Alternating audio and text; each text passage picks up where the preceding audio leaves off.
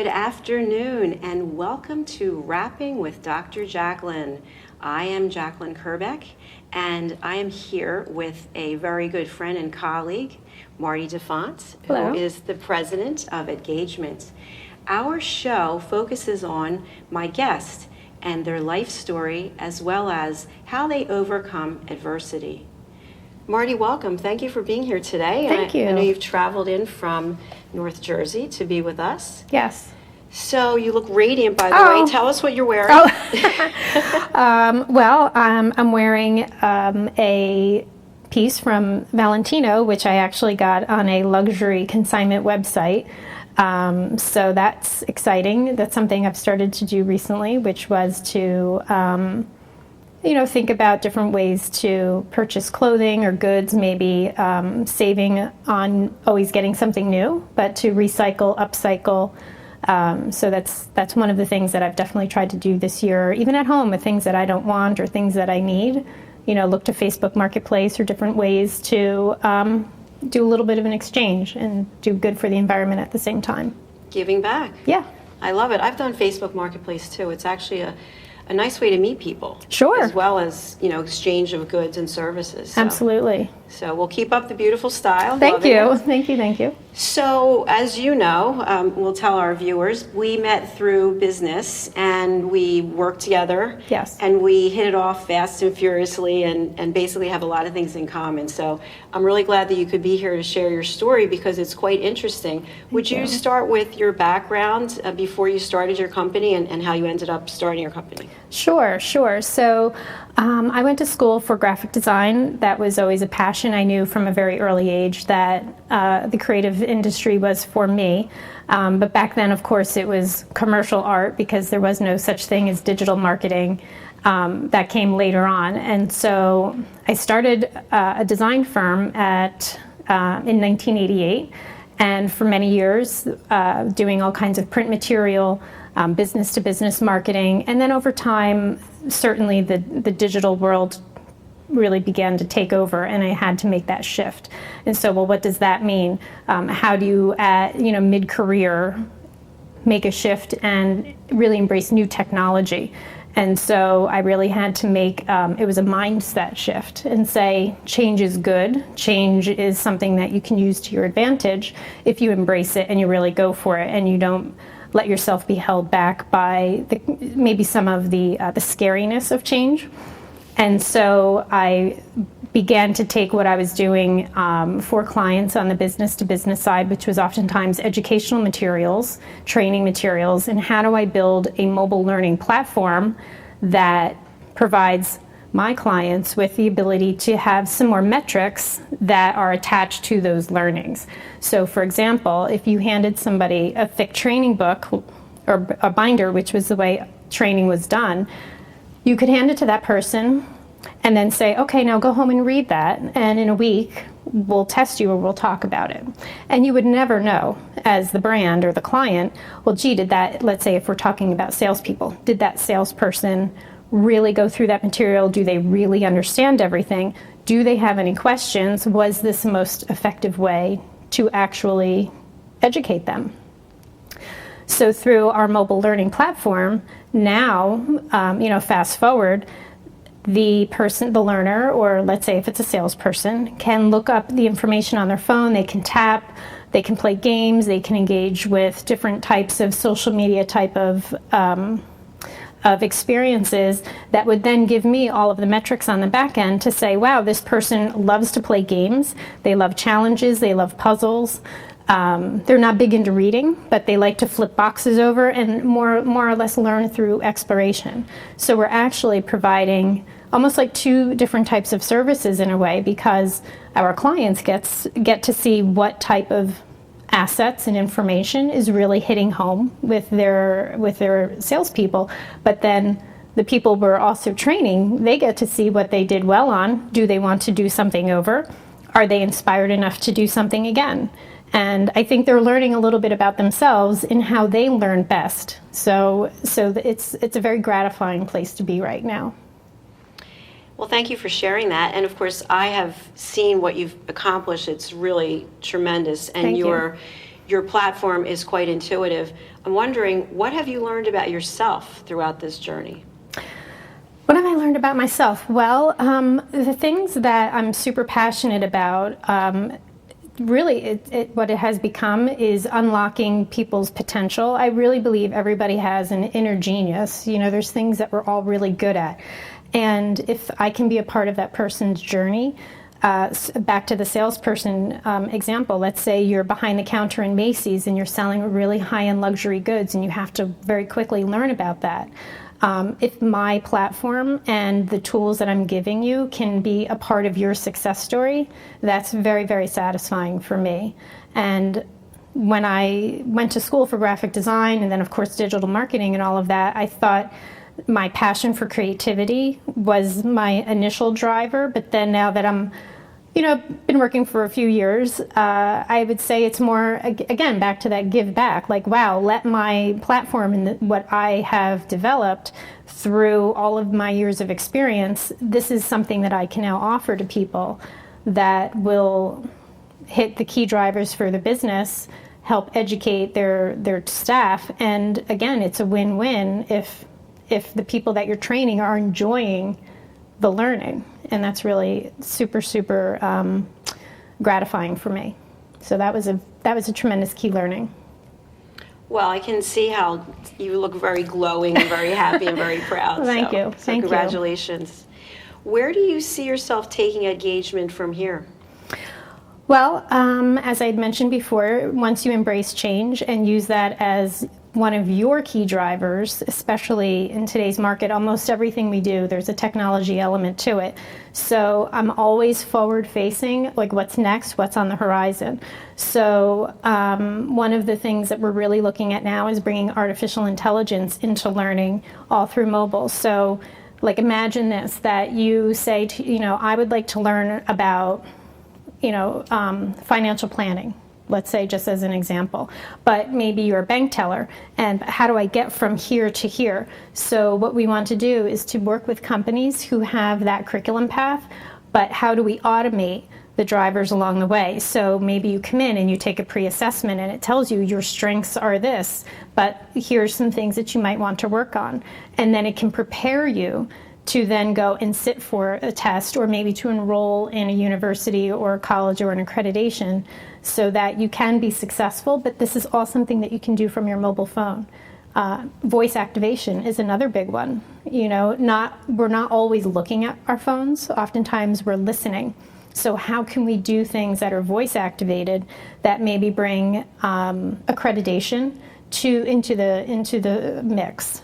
So it's not so much, I have to, look at my phone and do something, but maybe I'm running or I'm walking or I'm commuting. If I'm listening to a podcast, maybe it cuts and says, it asks a question about what you've learned. And now that's another key way that we can involve another learning style and another way to learn through listening and voice activation for answering questions and getting accreditation. So artificial intelligence is next on our horizon. Technology is so fascinating, and it's really interesting to hear how you're incorporating what we're reading about, what we're hearing about in the news all the time, artificial intelligence. Yeah. So to our viewers out there who are listening to this and thinking, wow, I don't have anything in terms of a mobile platform for my sales organization, or I'm not providing any of this type of skill set. Sure. And they're concerned, they have fear, they have trepidation. What would you say to them? Well, what I would say is you probably do have the information. It's just in a written format, or oftentimes it's in multiple formats. So maybe you've got PowerPoints, you might have some other type of, you've got videos. Most people have PowerPoint presentations, they have videos, you've probably got brochures, you've got all of these different types of assets. So it's just a matter of somebody curating those assets and putting them together for you. And part of our offerings is, okay, you can give me all of your stuff. We will curate it and make it an amazing interactive experience for your audience. So if it's sales teams, distribution teams, and we will set it all up for you, because of course the client is always the subject matter expert. We're not experts in everything, but what we are experts at is putting the information into a mobile learning format and setting up all of the metrics that are based on your goals. So if your goals are, well, I want to measure somebody's product knowledge, I want to measure somebody's selling skills, I want to make sure that they know all of the base numbers, then we can set up games and different experiences that directly tie back to our clients' business objectives.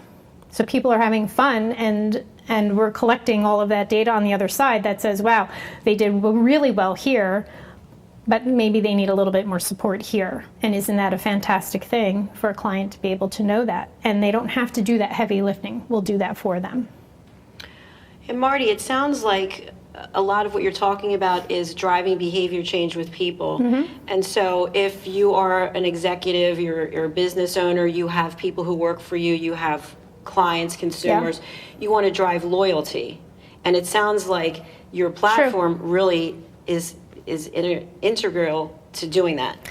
I would say it's integral to loyalty, and also it's a commitment that the company is making to their learners to say, we're going to support you, we want you to be successful, because that's something that everybody says. You know, of course you want your teams to be successful, but sometimes you put roadblocks in there, like, well, if I have to go to 5 different places to get all of my information, then how successful can I really be? But if you can make it in one place on my phone, give me experiences that I expect on my phone, don't make it difficult, then I'm more likely to do it, and especially set up in micro chunks. So that's the other key driver in this as well, is, you know, the expectation on the phone is that your experience is going to be short and to the point.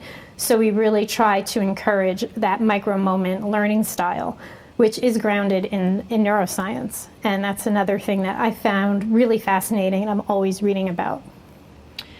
Neuroscience it is, folks. We are going to learn more from Maarti. We're going to take a quick break. So stay with us and we'll be right back.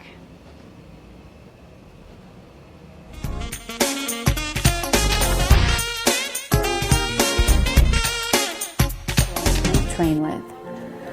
Come take a ride on our beginner-safe horses and learn the basics, or move your training along and learn to jump or polish your jumping skills on our seasoned jumping horses in our sand and stone dust outdoor jumper ring. After your lesson, take a walk to cool down on our racetrack, which is 5/8 of a mile long. If you're looking to take dressage, we have lessons in our outdoor full-size ring and offer experienced dressage coaches. Suffolk Stables has a large indoor arena for year-round riding, which also has wonderful dust-free footing. Are you looking to show? Here at Suffolk Stables, we offer a full show series for spring and fall. We offer 3 rings active at the same time with 3 separate judges. Dressage on the grass, hunters and jumpers, plus money classes in our beautiful outdoor jumping ring. Plus English and Western classes, money classes, ranch riding, and classes for miniature horses in our indoor arena. We hold a year-end awards banquet every year to show our appreciation for all the hard work of the riders, trainers, and parents throughout the year. Suffolk Stables offers help through our non-profit for people looking for scholarships. We aid with the cost of lessons and showing throughout the year, and to groups that are just looking to experience horses. Visit us at www.suffolksafe.org or contact the number on your screen for more information. Suffolk Stables also offers our beautiful farm for venues such as weddings and other celebrations or events. Come join us for a lesson or an experience. Gift certificates are available and all forms of payment are accepted, to include Venmo and PayPal. We look forward to a visit from you soon. Visit our website at www.suffolkstables.com and enjoy the ride.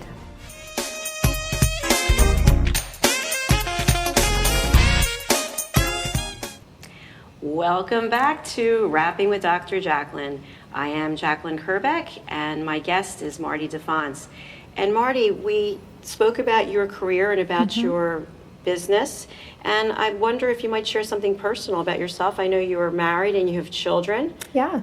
I have an 11-year-old and a 13-year-old, so the trials and tribulations of middle school are things, that's certainly That certainly could be a full-time job on its own. Well, I'm sure as a working mom, you've Yeah. had all kinds of challenges that you've overcome, but Yeah. is there something special you'd like to share with us in terms of adversity that has been in your life that you've had to address and overcome? Sure. Actually, I was just thinking about it while driving here that I think this is the 9th anniversary of Hurricane Sandy, or not today, but it happened on October 31st. So I was thinking back to that time because my house had actually gotten destroyed during Sandy. And, it was a really unbelievable time in my life because at that time my children were 4 and 5. And we had housing insecurity. I mean, we had mandatory evacuation, and when I came back, my house was destroyed. There was feet of water in the house. And all of a sudden, your home is something that you work toward. You're very proud of your home, you're proud of your things, and then they're gone. In a moment's notice, they're just washed away, and you're putting everything you have on the curb. And it was an unbelievable mindset shift. Like, wow, okay, so I don't have my home, I don't have my things. I'm hoping that insurance will come and help me out here. But when you have 50,000 people calling their insurance companies at the same time, you're not on the top of the list. So we had to immediately go and find somewhere to live. And so at first we were living with my sister, and there was 12 of us in a house, and that was too many. So then we ended up moving in with my father in his retirement home, and that was okay. And then he became gravely ill very shortly after we got there. So it was like my whole world was crumbling all at that same moment, while I had to keep a brave face and a happy face for a 4-year-old and a 5-year-old who were really keying off of my emotions. And that was by far certainly the most difficult time, but for so many different reasons. I had to keep my business going. I had to get my house rebuilt. I had to fight like, a warrior with the insurance companies. I had to very quickly understand what that is all about. And for anybody who's ever had a fire or, a health concern, understanding your insurance is like a do or die financially. So that was, that's a full-time job too. My father was in the hospital. We didn't know if he was going to live. So it was like, but I had my health. And at the end of the day, what I would say to myself, okay, you're strong, you're fit, you're mentally, physically, you can take this on. And that's what when you really have to dial it back to something super basic like that. And, I thankfully have a great husband, and together we got through it, but it was unbelievably traumatic. Oh my gosh, my heart goes out to you. I mean, I remember at the time. Yeah, we were friends and yes. doing this. It was unbelievable. It was unbelievable. So you're sharing that story. It's so pertinent at this time because we have people all over the world who have I can relate. crises and all types of natural disasters Yep. out in California, Puerto Rico, Houston. Yes. You can't imagine when you have housing insecurity like that. And it's not something that we could have done anything about. We couldn't have done anything differently. When you're in a natural disaster or a federal disaster area like that, and you're not the only ones. Of course, community comes together, but it's not just you. As I said, the hardest part was definitely I had to keep it together because I had small children, and they keyed off of me totally. So if I was not okay, they were not going to be okay. If I was stressed, they were going to be stressed. So it was, it was a humongous learning lesson. But also the time in my life where I said I have to be so strong. I have to get through this. I have to, whatever I'm feeling, I have to bury it and let it come back at a later time because I have things to do and other people are relying on me. That's really so inspirational. Yeah. So, as part of our show here, we try to inspire others who are out there struggling and maybe they don't have anyone to talk to, they don't know what it is to do. When you think back to that time and you mentioned that, you put on a brave face for your children, What would you do when you were by yourself to actually deal with your emotions and your situation? I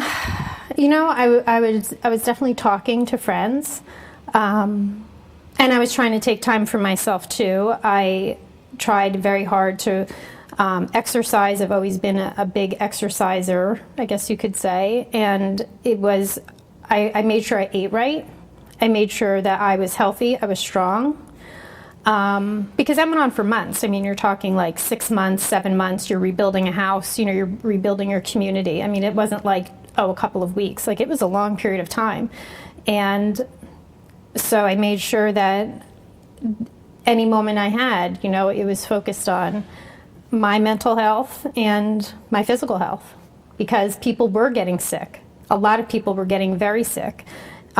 Breaking down. There were lots of people who were, and looting, like the horrible things that were going on during all of that. People's houses that were already damaged, they were getting looted on top of that, which was like unbelievable. So you really just have to say, this is not going to define my life. This isn't going to ruin me. I just have to get through it. So what do I need to get through it? And, for me, it was mental health and physical health. And you had every opportunity to say, woe is me, or definitely. I'm so angry, or I can't believe this happened. Or, no, definitely. But yet you didn't do that. You can't. But what's so interesting now is that, obviously we've rebuilt our house, and financially we took a major hit, but, we're kind of on the other side of that too. And you say, okay, well, it's never going to be worse than that. Or it would be really hard for things to get worse than that. So everything from here on has been kind of on the better. Everything is definitely better. But it does make you realize what you're capable of, and then it's just letting a lot of other things roll off. Like, okay, well, if I don't get a particular account, or something doesn't go my way, I'm like, well, hey, if it's not meant to be, it's not meant to be, but something better is around the corner. And I'm a big believer in that too. So that, and having gone through something like that has made me realize that, you can't dwell on what didn't happen, but use it as a learning experience and say, okay, well, maybe next time I should do this instead of that. Or, and so you let yourself feel okay about the good things and the bad things in life. You're not going to win every time at everything. That's not the way life works. I really admire your strength and your courage. And thank you. When I think of you, I think of that expression, what doesn't kill you or doesn't break you makes you stronger. It's so true. It's just so true. And as long as we look at life and say, well, it's my turn in the barrel. Before then, I can't really say I had anything really horrible personally happen. Certainly loss of a parent or loss of a family member, but that was something that was a direct hit on my family, my own personal family. And that was the first and only really tragic event, thankfully. And so it does, and it brought us all together. It brought my husband and I closer together. We had to really work as a team. And made us realign maybe some of the things that, it's easy to bicker and it's easy to nitpick with your spouse and, oh, he does this and he does that. And I'm like, and all of that went out the window, like immediately, because we had a really big task at hand and we just had to be unified and get through it. That's just outstanding. It really is. Oh, well, thank you. How do you think it impacted your children? Well, they definitely get a little triggered when they hear coastal flooding or storms. For years after that, they talked about it. It was definitely something that affected them, but they weren't the only ones. Many kids lost their homes. So they definitely pay attention to the news. And when they see that other children are suffering in other school districts, they like to donate. They like to talk about, well, what are the kids doing? Where are they going to school? Like, what's happening? So they're a little more dialed into natural disasters and what that does to the surrounding areas. Wow, that's a lot for young children to have to process. Yeah, it is. So they It see their is. mom has, this courage and this strength, and mom and dad are great together, and you have your own business. Do they want to Yeah. follow in your footsteps? Well, I hope that they do. I have a daughter who's super creative. She's definitely an entrepreneur. There's no question that she'll do something like that. I would love for her to do something in the creative field. Yet my son, on the other hand, is very analytical. So I could see him going into something that is some kind of coding development or analytics of some sort. So there's certainly opportunity for both of them in different areas. But right now they just, their goal is to go work at the ice cream store down at the beach because they think that would be more fun. I'm like, yeah, but you can come to New York with me in meetings. And they're like, oh, that's not fun. So I don't know, maybe when they're in college, they'll start to sing a different tune about it. Well, you certainly have a very full life. What are you doing thank when you. you're not with your family and you're not working? Well, I have a couple of loves. I love Pilates. I love bar. And we'll be heading out to Park City, Utah to go snowboarding during the holiday break. So that's one thing we all do as a family. And it's fantastic and it's fun and it's wonderful to get out into a completely different environment. New Jersey, as you know, in the winter can be kind of gloomy. There's not a whole lot to do. It's just sort of cold. So living in the Northeast, it's been like, wow, well, okay, let's go play in the snow. So And have you been to Utah before? yeah, last year. Oh, we went earlier this year snowboarding too. I love it. My heart is in the mountains for sure. Oh my gosh, I was going to say this is the second time you're going Yeah. back this year? Yes. Yeah. So I've never snowboarded. What is that experience like? Well, have you ever been on a skateboard or? No skateboard. Oh, well, if it's fun, it's exciting, it's exhilarating, it's a fantastic leg burn. You take your lumps learning, but the sound of you on the snow, and it's just, to me, it's like, I love the environmental change.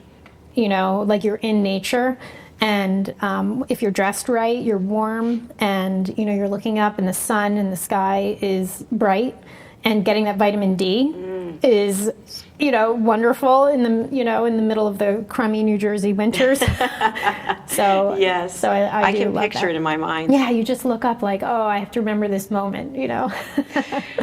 Maarti, I want you to have an opportunity to give your contact information Oh, for anybody yes. out there who'd like to reach out to you. Yes. Our website is www.engagement.com. And you can find my contact information there. Please visit our website. You'll learn more about engagement and why mobile learning is really the way to go to train workforce of today. Wonderful. Well, it has been a real treat having you here today. Thank you. And to our viewers out there, I've seen Maarti's platform. I've used Maarti's platform. It is outstanding, so I encourage you to reach out to her. Thank you. And also to any of you who are going through challenges in your life, or you have health issues, or maybe you've been displaced, whatever it is, remember that you're not alone, and to reach out to other people who have had similar experiences, and be open to getting help and getting connected with somebody else. That's our show for today. It's a wrap, and we'll look forward to seeing you again next Wednesday at noon on Rapping with Dr. Jacalyn.